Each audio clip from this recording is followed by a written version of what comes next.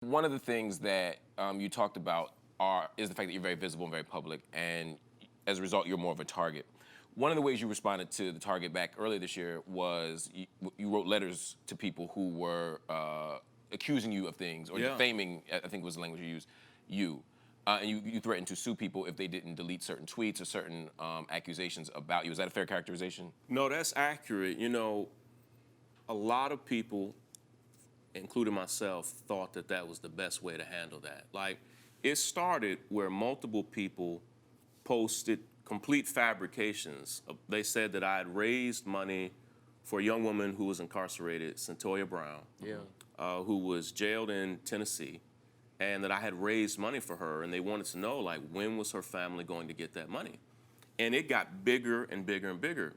And I said nothing about it, and I didn't respond. And eventually, multiple journalists started writing me and saying, like, hey, you're gonna have to answer to us about why Cyntoia Brown's family doesn't have this money. Yeah. I thought it was a joke. Not only did I not keep money for Cyntoia Brown, I never raised it. And when I confronted people who had posted this saying I kept money, like, if I did what they said I did, I would deserve all the scorn that I was getting. But I never even shared the link. I didn't even know there was a GoFundMe for her. So we're stipulating you didn't do this, right? That the accusations were wrong.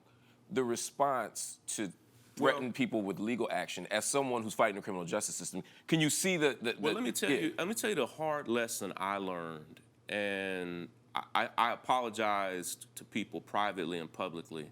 It's the difference between intention and impact. My intention, I think, was pure. My intention was, I have to defend myself and defend my reputation, because what people are saying I did is not only false, it's criminal. Like, and you have to fix this and delete it. That was my intention.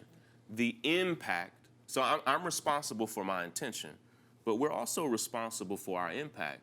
The impact was that it caused the people who posted those things to be harassed by tens of thousands of people. Now, some people say, well, Shaun, they deserved it because they posted a fabrication. I don't believe that myself. My intention was to right a wrong, but the impact was it not only ended up doing me more damage, it also damaged the people who made the accusations in a way that I don't feel good about. Was it Clarissa Brooks was one of those big voices that I think said, hey, I'm being targeted now. Well, and as a black woman, there's the issue of black women already being targeted by the criminal justice system. And you know, Clarissa posted that I had stolen this money from Cyntoia Brown. And you know, ultimately, the way I handled it did her harm.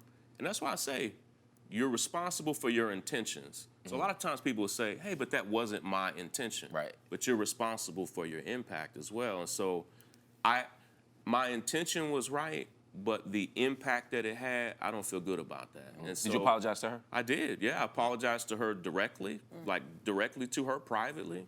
And I apologized to her publicly. Now, she rejected it and said she didn't want it, didn't accept it.